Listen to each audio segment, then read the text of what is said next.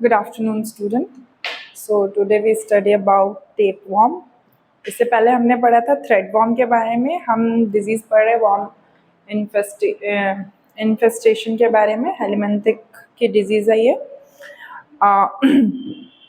इसमें जो चिल्ड्रंस को हेलिमेंथिक प्रॉब्लम होती है उसमें जो टाइप्स ऑफ वर्म है उनके बारे में हम स्टडी कर रहे हैं. इससे पहले हमने थ्रेडवर्म जिसे हम पिन वर्म भी बोलते हैं उसके देखा था. अब हम टेप वर्म, ठीक है, टेप वर्म के बारे में पढ़ेंगे. तो टेप वर्म क्या होता है, ठीक है, टेप वर्म समझते हैं. आइए. टेप वर्म एक ये टू तरह का वर्म की वजह से कॉज होता है जिसका नाम है टेनिया स्टिगेनिया और टेनिया सोलियम. ठीक है, टेनिया स्टिगेनिया और टेनिया सोलियम, ये दो तरह के वर्म है. इनके इन्फेस्टेशन की वजह से टेनेसिस होता है. टेनेसिस एक वर्म का नाम है, ठीक है, जिसमें ये जो वर्म्स इन्फेस्टेशन है इनकी वजह से होता है. अब जो ये टेप वर्म है ये कैथोडस जिनको कहा जाता है ये ट्रांसमिट होते हैं. ठीक है, ये ट्रांसमिट होते हैं through the egestion of raw and under cooked pig और बीफ मीट. पिग का या गाय का, सुअर या गाय का मीट खाने से जो रॉ कुक्ड है, मतलब रॉ है, अंडर कुक्ड जो कुक नहीं हुआ है, उनको कंज्यूम करने से ये जो टेप वर्म है ये हमारे अंदर इंजेक्शन हो जाते हैं. ठीक है, ये वर्म जो होते हैं ये जो इंटेस्टाइन के जो वॉल है वहाँ पर जाके अटैच्ड हो जाते हैं. वहाँ पे जाके अटैच होने के कारण ये अपना जो कॉलोनीज है वो डेवलप कर लेते हैं. उसके बाद ये बढ़ते जाते हैं, ऐसा होता है इसमें. तो अब हम इसको क्लियरली इसकी डेफिनेशन को देखते हैं. ये था इसका इंट्रोडक्टरी पार्ट. आइए हम इसकी डेफिनेशन को मैं लिख देती हूँ तो आप अच्छे से रीड आउट कर पाएंगे. सो tapeworm is infestation. Tapeworm infestation is caused by tapeworm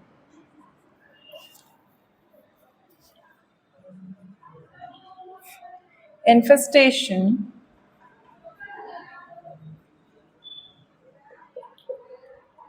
is caused by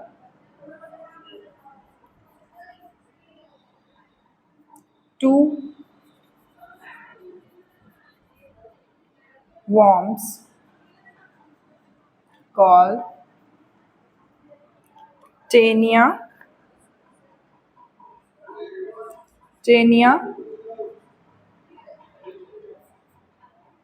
stigineta and Taenia. So here the tapeworm tapeworm infestation is caused by two type of worm, as I told you earlier कि Taenia स्टिग्ना और Taenia ये दो तरह के worm होते हैं जो कि जाके टेनियासिस क्रिएट करते हैं. ठीक है, और ये कहाँ पे अटैच होते हैं, हमारे इंटेस्टाइन की वॉल में. तो वही मैं आपको बता रही हूँ, टेनिया सोलियम. ठीक है, the infestation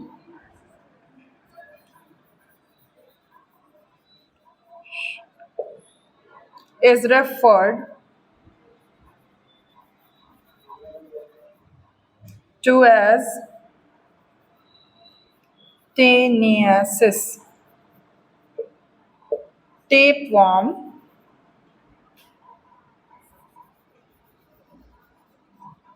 are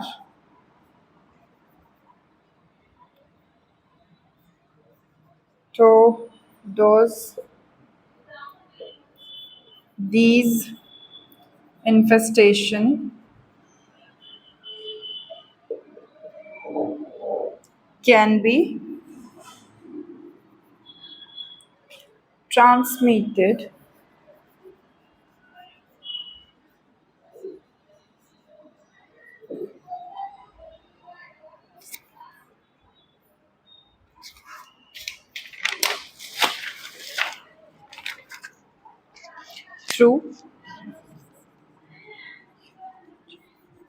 through ingestion of raw and under cooked food या cooked pig or beef meat. ठीक है, the worm can be attaches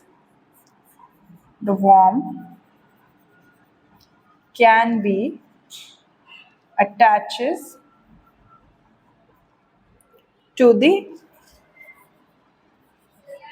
initial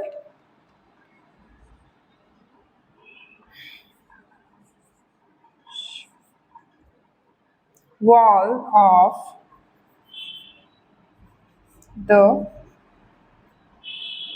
children, sorry, intestinal, it is intestinal wall of the children, CHLDREN, children. Okay, so here what is tapeworm definition is described. Tapeworm infestation is caused by two worms called Taenia stigeniata और Taenia solium. ठीक है, ये दो तरह के worm होते हैं. The infestation is referred to as Taeniasis. Tapeworm are catheters.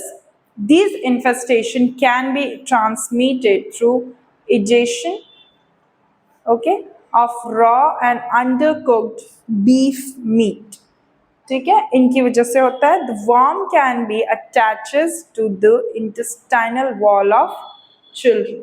जो इंटेस्टाइन होती है ये उसकी, जैसे सपोज ये इंटेस्टाइन है, लार्ज इंटेस्टाइन है, यहाँ से दिस इज एनस, ये तो वो इंटेस्टाइन के किसी भी पोर्शन के वॉल में अटैच होगा और वो इतना ज़्यादा लंबा हो जाता है, पूरा आपको इंटेस्टाइन को भी कवर कर सकता है. तो ये इस तरह के वॉर्म होते हैं जो ये वॉल में अटैच हो जाते हैं, जाके चिपक जाते हैं, उनको कितना भी निकालोगे नहीं निकलेंगे ऐसा. तो ये सारी चीज़ें टेप वॉर्म में होती है. Next we have seen sign and symptoms of tape worm. तो इससे क्या होगा, वेट लॉस होगा, poor appetite, abdominal pain, diarrhoea, पर्टियोसिस और मस्कुलर पेन. ये डायरेक्ट इफेक्ट कहाँ करते हैं, मसल्स में. तो यहाँ पे क्या होगा, मस्कुलर पेन होगा. ठीक है, मैं लिख देती हूँ यहाँ पे.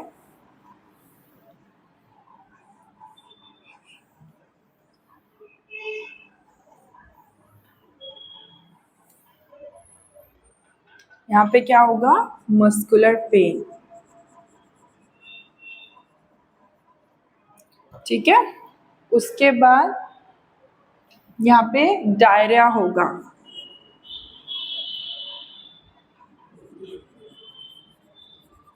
ठीक है, फिर यहाँ पे एब्डोमिनल पेन होगा.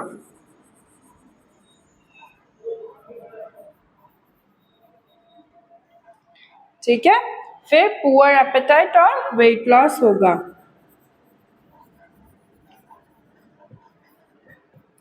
और वेट, WEIGHT, वेट लॉस. यहाँ पे क्या होगा, वेट लॉस होगा.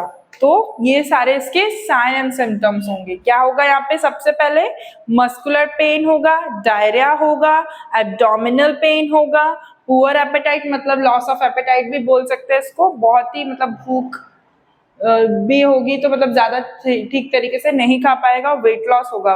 ठीक है, अब एक बात बताती हूँ आपको सिम्टम्स के बारे में. सिम्टम्स क्या है, इसमें जो भी हम डिजीज में सिम्टम्स लिखते हैं, ठीक है, सिम्टम्स हमेशा एक दूसरे से कोरिलेट करने चाहिए. जैसे कि भूख नहीं लग रही है तो डायरिया भी हो, डायरिया हो रहा है तो भूख भी नहीं लग रही है, इम्प्रॉपर तरीके से खाना हो रहा है, खा रहे हैं. ठीक है, डायरिया होने की वजह से एब्डोमिनल पेन भी हो रहा है, ठीक है, और इन सारी चीज़ों की वजह से क्या हो रहा है, वेट लॉस भी हो रहा है। इस तरीके से हमें सारी चीज़ों को बराबर बैलेंस करके लिखना पड़ता है। मतलब अगर हमें ज़्यादा इसमें दिमाग ना लगाएं तो हम इस तरीके से लिख सकते हैं जितना जो याद आए, लेकिन हाँ, हमेशा मेडिकल सर्जिकल में इसी तरीके से लिखा जाता है, स्टेप बाय स्टेप। अब क्या होगा, अब क्या होगा, इसके बाद क्या होना चाहिए, है ना, क्योंकि डिजीज जब हम पढ़ते हैं तो हम देखते हैं ना स्टेप बाय स्टेप उसकी पैथोफिजियो, मतलब उसकी पैथोलॉजी क्या है, अब क्या होगा, है ना, तो ये सारी चीजें हम इसीलिए मेंशन करते हैं। अब हम बात करते हैं इसके ट्रीटमेंट के बारे में। तो आइए ट्रीटमेंट देखते हैं। तो इसमें ट्रीटमेंट देंगे niclosamide tablet to chew before 2 hours of food.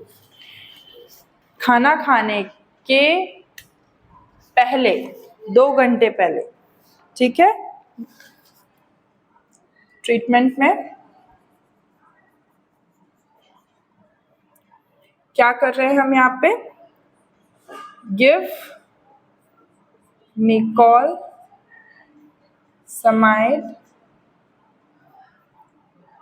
Tablet to chew before 2 hours of food, ठीक है। Then next is albendazole. ये तो सभी वॉर्म इन्फेस्टेशन में देना है।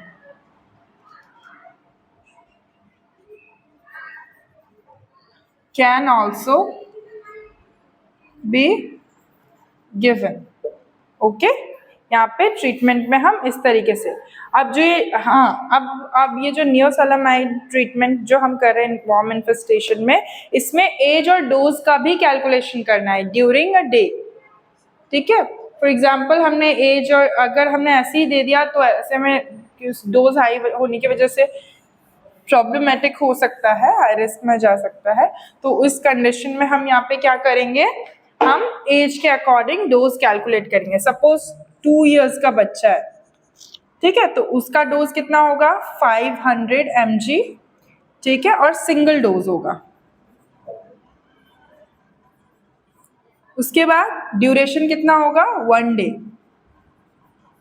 कितने ड्यूरेशन में देंगे, ऐसे नहीं कि फ्रीक्वेंटली खाना सुबह शाम बीडी में या टीडीएस ट्राइस इन अ डे, ऐसा नहीं, हमें ओडी में ही चलाना है, once in a day, okay. फिर जैसे कि अब यहाँ पे हो रहा है 2 to 6 years, तो यहाँ पे 1 ग्राम सिंगल डोज चलेगा, ठीक है। फिर ये भी ओडी में ही चलेगा। 2 to 6 ईयर के बच्चे को 1 ग्राम दे सकते हैं, ठीक है। फिर चाइल्ड है जिसकी एज मोर देन 6 ईयर है, तो उस कंडीशन में हम यहाँ पे 2 ग्राम देंगे सिंगल डोज, ठीक है, वंस इन अ डे। तो इस तरीके से हम इसका ट्रीटमेंट नियोसोलामाइड के डोज को ऐसे कैलकुलेट करना है, क्लियर। अब हम बात करते हैं इसके प्रिवेंशन के बारे में। तो प्रिवेंशन में हम सबसे पहले इसका hand wash,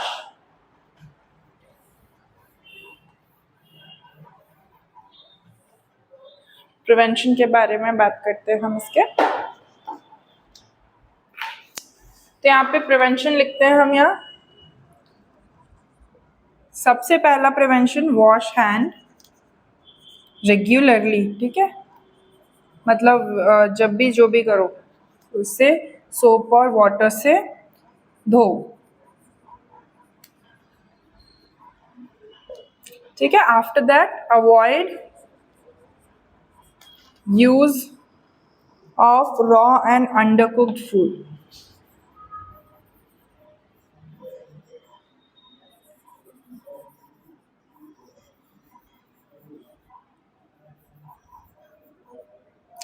next maintain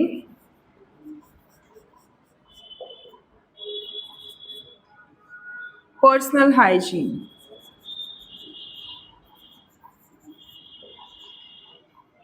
Next, do not allow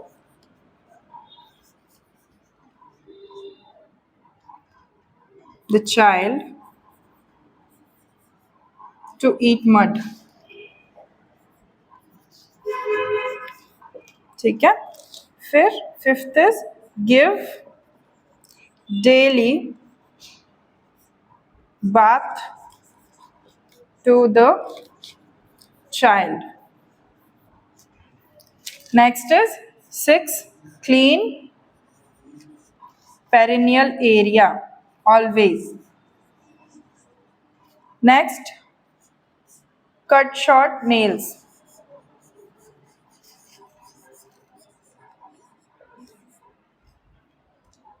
ठीक है, eat proper cooked meat.